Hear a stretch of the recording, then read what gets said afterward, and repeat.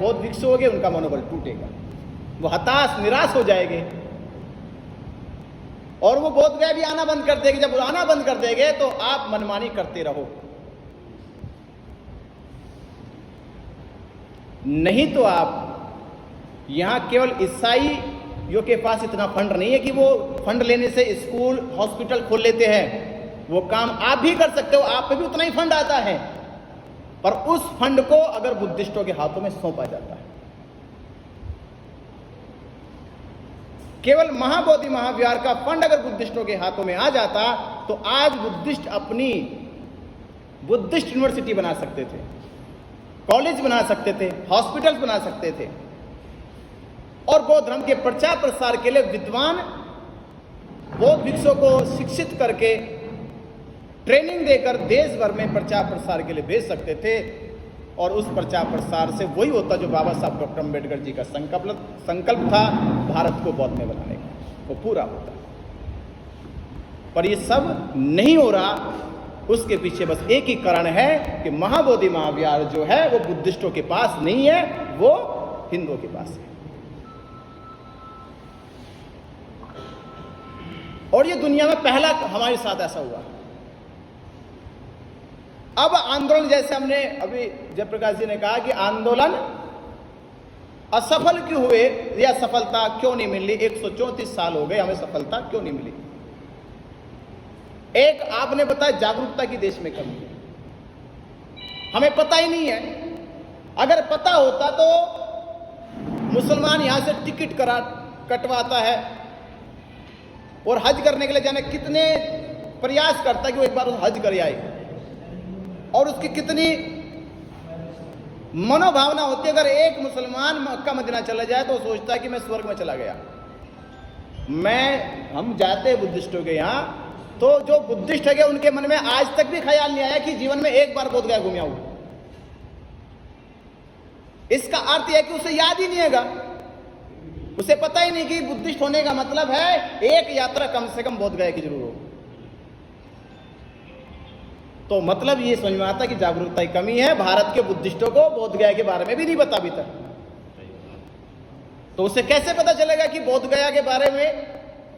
उसके लिए हम उनको काम करना होगा। दूसरा कारण असफलता का क्यों हुआ, पहले जब पहली बार 1891 में अनागारिक धम्मपाल ने इस आंदोलन की शुरुआत करी, उस समय भारत में बुद्धिस्ट नहीं थे, ना के बराबर, और हिंदू कितने थे, करोड़ों में हिंदू थे। अनागारिक धम्मपाल देश भर में घूमे, देश भर में, पर 4-5 से ज्यादा वो संख्या जुटा नहीं पाई। माहौल तो बनाया, जब माहौल बनाया तो हिंदू स्वभाव के लोगों ने, हिंदू संगठनों ने, और खास तौर पे साउथ के ब्राह्मणों ने महाबोधि महाविहार में जो अब तक कब्जा है जिस महंत का, वो साउथ का महंत है, केरला का रहने वाला। उन्होंने साउथ से और बोध गया तक की यात्रा करी और ये कहा कि ये जो अनागारिक धम्मपाल नाम का जो तथाकथित भिक्षु है, क्योंकि वो भिक्षु नहीं बने थे, वो ऐसा कपड़ा पहन के घूमते थे, ये भारतीय मूल के नहीं है। असफलता कारण समझिएगा, ये भारतीय मूल के नहीं है। ये कहां से, ये श्रीलंका से है, और ये श्रीलंका से आकर भारत में विवाद पैदा करना चाहते हैं। यहां से अनागारिक धम्मपाल का आंदोलन थोड़ा कमजोर हुआ।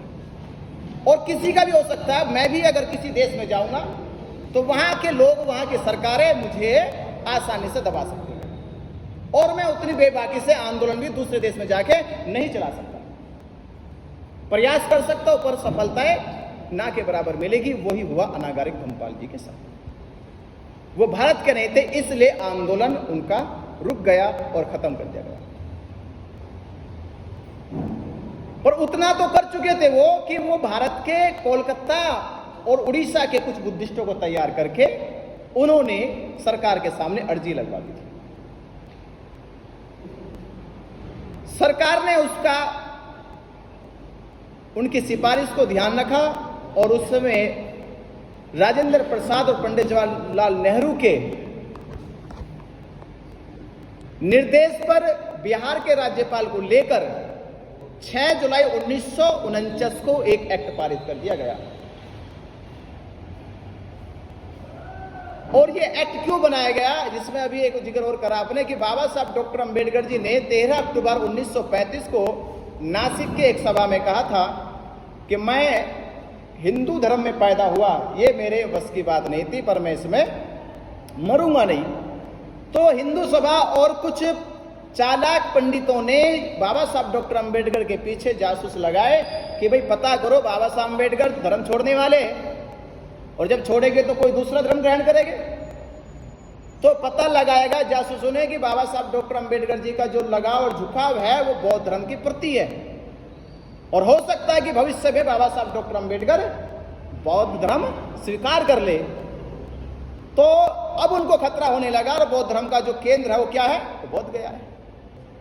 अब आप सोचिए, जब संविधान की लिखने की रचना और पूरी प्रक्रिया शुरू ही हो चुकी थी और तकरीबन 1949 तक पूरी भी हो चुकी थी, तो आनन फानन में एक्ट बनाने की क्या जरूरत थी, क्या जरूरत पड़ी? जब देश भर में ये चर्चा कि संविधान लिखा जा रहा है, और जब संविधान लिखा जाएगा तो जो भी कानून बनेंगे वो संविधान के अनुरूप बनाए जाएंगे। 6 जुलाई और 26 नवंबर में ज्यादा अंतर नहीं है, कुल 3-4 महीने का अंतर। तो 3-4 महीने भी इंतजार किया जा सकता था अगर उनकी मंशा साफ होती, पर वो समझ के संविधान लागू हुआ तो फिर कोई नया कानून नहीं बन सकता। संविधान लागू हो जाता तो संविधान के अनुसार 25 और 26 अनुच्छेद का ख्याल रखा जाता, ये बीटी एक्ट नहीं बनता। क्योंकि अगर बनता तो ये उनका उल्लंघन हो जाता। उन्होंने इसीलिए संविधान के लागू होने से पहले 6 जुलाई 1949 को ही ये बीटी एक्ट बना दिया गया, कि बाद में देखेंगे, बाद में कोई प्रक्रिया लंबी चलती है, फिर कोई अध्यादेश आएगा, कोई फिर अमेंडमेंट करने के लिए उसमें कोई समिति बैठेगी, कोई गठन होगा। ये बहुत बड़ी प्रक्रिया है, और इतनी बड़ी प्रक्रिया करने के लिए बड़ा दबाव चाहिए। तो ब्राह्मण समझ गया अभी भारत में इतने बुद्धिस्ट नहीं है कि वो दबाव बना सके और इसमें हम लोग कुछ सुधार या अमेंडमेंट कर सके।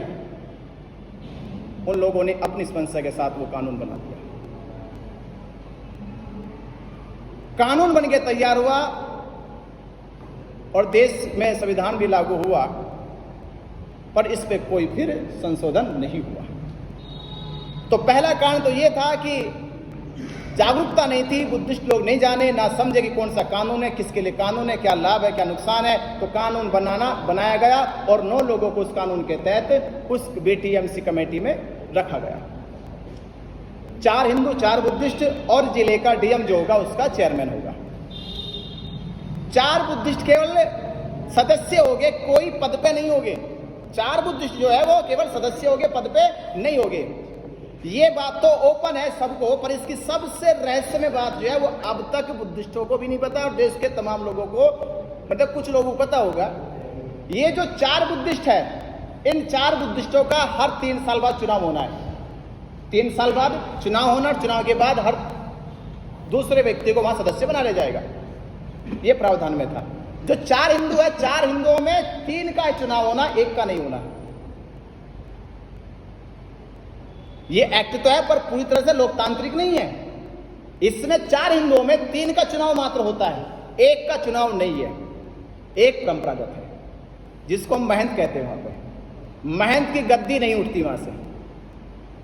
महंत और महंत के आने वाली नस्लें सदा सदा उस एक्ट के अनुसार या एक्ट के कानून के तहत महाबोधि महाविहार में उसके पूरे के पूरे आजीवन उसके वो रहेंगे, मालिकाना हक में,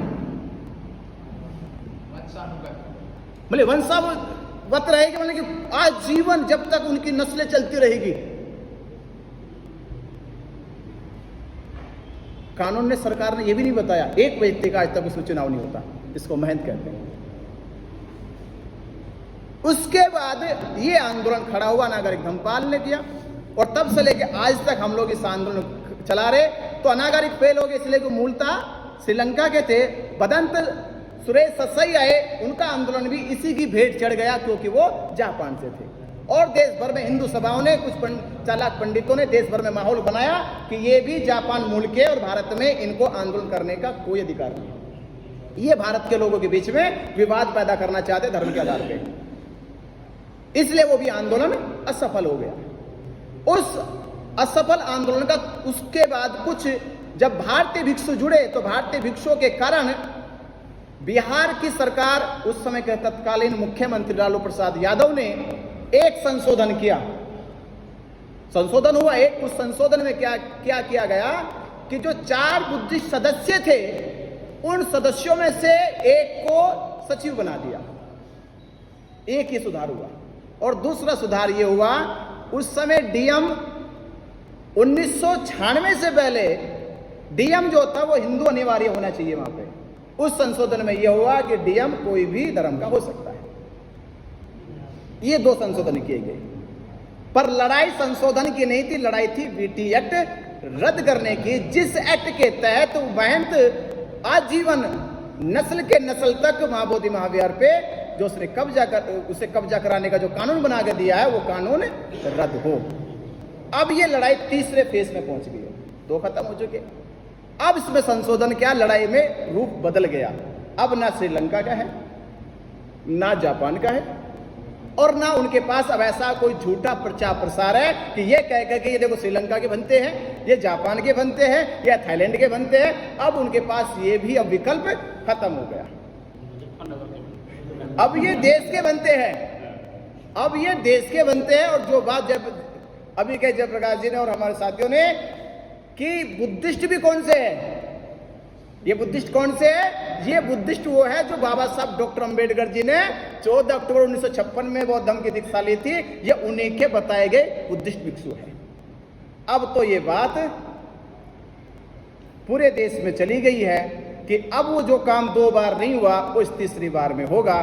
तो पूरा माहौल देश में बन गया है और इस माहौल का परिणाम होगा कि हम अपने इस आंदोलन की वजह से जो 134 साल से लड़ाई लड़ी जा रही वो अब खत्म होगी और बीटी एक्ट रद्द हो जाएगा और महाबोधि महाविहार मुक्त हो जाएगा। और उसी से आपको सफलता क्या मिलेगी, बाबा साहब डॉक्टर अंबेडकर जी जो सोचते थे कि मैं भारत के अपने उन शोषित पीड़ित दलितों को जब बुद्धिस्ट बना दूंगा तो ये कौन से संबंध बनाएंगे, इंटरनेशनल संबंध किनके होते हैं, प्रधानमंत्री के अलावा किसी के नहीं होते देश में। केवल एक प्रधानमंत्री होता है जो इंटरनेशनल संबंध बना सकते हैं, जाके मुख्यमंत्री नहीं बना सकते, मिनिस्टर नहीं बना सकते। और उसके बाद किसी का संबंध अगर इंटरनेशनल हो सकता है तो वो महाबोधि महाविहार में रहने वालों का हो सकता है और 56 देशों में हो सकता है। अगर महाबोधि महाविहार आपके नियंत्रण और प्रभाव में आ जाएगा तो भारत के बुद्धिस्टों का संबंध कितने देशों से हो जाएगा, 56 देशों से हो जाएगा। तो आप 56 देशों में जा सकते हैं, मैत्री वार्ता कर सकते हैं, मैत्री सहयोग ले सकते हैं और देश में कोने कोने में जाकर बौद्ध धर्म की प्रचार प्रसार की शाखाएं खड़ी कर सकते हैं। इतनी बड़ी सफलता हमें मिल जाएगी। और फिर ये सवाल का भी जवाब खत्म कि भारत में बौद्ध धर्म का प्रचार प्रसार क्यों नहीं होता, उसका भी हल हो गया। तो इतना बड़ा आंदोलन है ये। इस